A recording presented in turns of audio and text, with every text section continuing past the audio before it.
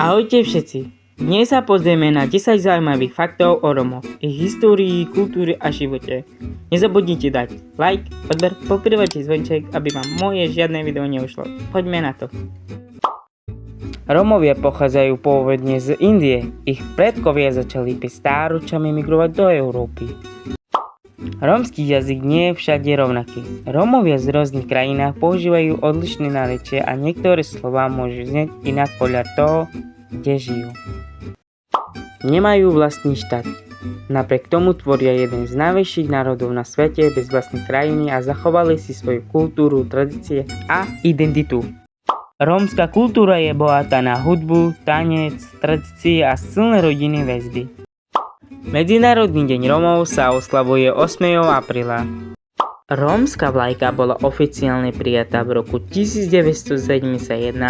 Modrá farba symbolizuje oblohu, zelená zem a prírodu, červené koleso v strede predstavuje indický pôvod Rómov a ich putovanie počas histórie.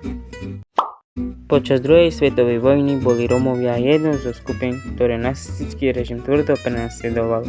Tisíce rómskych rodín prišli o svoje domovy, boli nútené opustiť miesta, kde žili, boli väznené a mnohí prišli o život. Táto tragická časť dejín sa označuje aj ako rómsky holokaust a dodnes je dôležitou súčasťou rómskej histórie. Na svete žije približne 10 až 12 miliónov Rómov. Rómovia dnes žijú v rôznych životných podmienkach. Niektorí žijú v chudobe a čelia problémom so zamestnaním, bývaním alebo vzdelaním.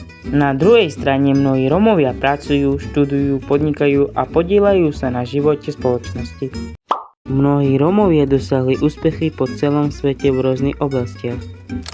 Django Reinhardt, Svetoznámy jazzový gitarista rómskeho pôvodu z Belgicka. Johan Trollman, Nemecký boxer rómskeho pôvodu.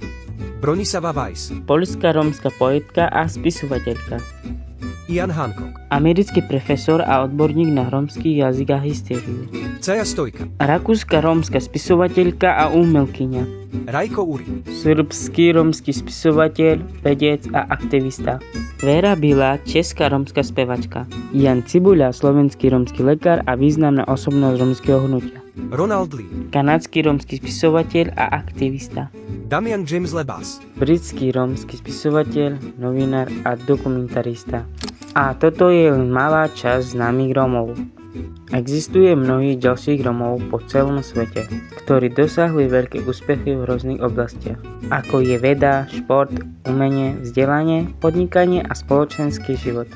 Tu je už z dnešného videa všetko. Ak sa vám video páčilo, nezabudnite dať like, odber, do komentára mi napíšte, ktorý fakt vás zaujímal naviac, alebo akú tému by ste chceli vidieť na budúce. Sledujte ma aj na Instagrame, kde pridávam ďalší obsah. Vidíme sa pri ďalšom videu.